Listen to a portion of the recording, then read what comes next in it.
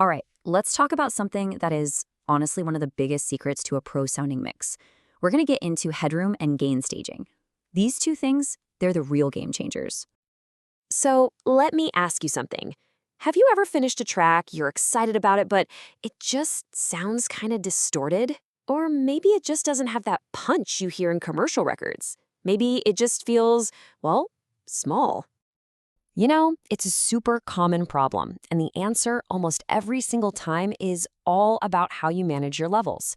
We're going to fix that today. By the time we're done here, you'll know exactly what to do. Okay, so first things first, let's tackle the first piece of this puzzle, headroom. Just think of it as your mix's safety zone. It's super important. Now, here's the big idea. Headroom isn't just leftover space. Nope, it's something you have to intentionally create. It's a planned buffer zone, a bit of empty space between the absolute loudest part of your track and that hard digital limit, which is 0 dBFS. The best way to really get this is with a simple picture. Imagine your audio is just water being poured into a glass. So in this picture, that 0 dBFS ceiling, that's the very, very top of the glass, the brim. It's a hard limit. You literally can't go any higher. And what happens when the water spills over? It makes a mess, right? Well, in our digital world, that spill is digital clipping.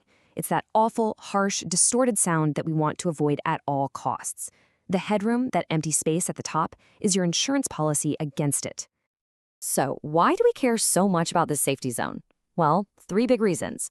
1, obviously, is to avoid that nasty clipping we just talked about.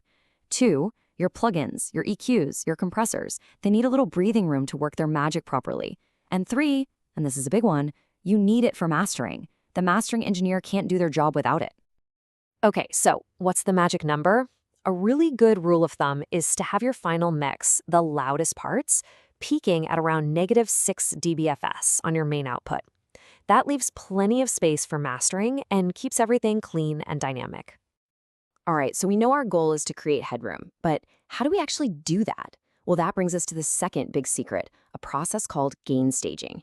This is really the art of managing your levels the right way, right from the start. So what is gain staging? Basically, it's just paying attention to the volume of your sound at every single step of the way. From the raw audio clip itself, through every single plugin you add, all the way to the fader at the end. It's all about keeping a nice, healthy level throughout the entire chain. And the best part? It's really just 3 simple steps. Let's walk through it. First, we're going to start at the source, before the fader. Second, we'll keep an eye on our plugins and do something called level matching. And third, then we finally get to use our faders for the fun part, the actual mix. Let's dive into step 1. Step 1 is so important. Before you do anything else, before you add a single plugin or touch that fader, you need to set the initial level of the audio clip itself. We call this clip gain. This is what feeds a good, healthy signal into everything that comes after it. Remember, the fader comes way later for balancing. So what are we aiming for here? For each individual track, a fantastic target is to have its meter averaging around -18 dBFS. So your vocal, your kick, your guitars, they should all be hanging out around that level. But why -18? What's so special about that number? Well, the reason is actually pretty cool and goes back to the old analog days. You see, a ton of our favorite plugins are modeled after classic hardware, compressors, EQs, you name it. That old gear had a sweet spot for the best sound, which was called 0 VU. In our digital world, that sweet spot is right around -18 dBFS. So by aiming for that level, you're basically hitting the sweet spot of your plugins and making them sound their absolute best. Okay, on to step 2. You gotta watch your plugins. Seriously. Every time you add something, whether it's an EQ or a compressor, it's probably going to change the volume. If you boost a frequency with an EQ, it gets louder. If you use makeup gain on a compressor, it gets louder. You have to keep that in check. And the way we do that is with a technique called level matching. The goal is super simple. Make the volume coming out of the plugin the same as the volume that went in. You use the plugin's own output knob to do this. Why? Because this way you're hearing what the plugin is actually doing to the sound, not just getting fooled because louder sounds better. It's a classic trap. And that brings us to the final step, number 3. After you've done all this groundwork, your levels are healthy, your plugins are level matched, now you get to use the faders. This is the fun part. Now they're just creative tools for balancing the mix. Vocals too loud? Pull the fader down. Need more guitar? Push it up. The hard part's over, and you can just focus on being creative. All right, let's wrap this up and put a bow on it. What's the big takeaway here? It's all about mixing smarter, not just cranking things louder.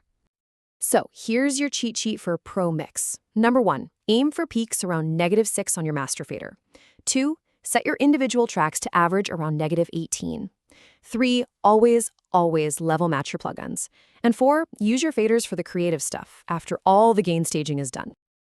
Look, if you can really get these two ideas, headroom and gain staging, down, I promise you your mixes are going to take a massive leap forward. They'll be cleaner, way more dynamic, and just sound so much more professional. Don't underestimate this stuff. Getting your levels right from the very beginning isn't just a small trick. It's a foundational skill. It's truly one of the biggest things that separates the amateurs from the pros. So I want to leave you with a question to take back to your own music. Now that you know the secret, could it be that your levels are the one thing that's been holding you back this whole time? There's only one way to find out. Go open up one of your sessions and take a look.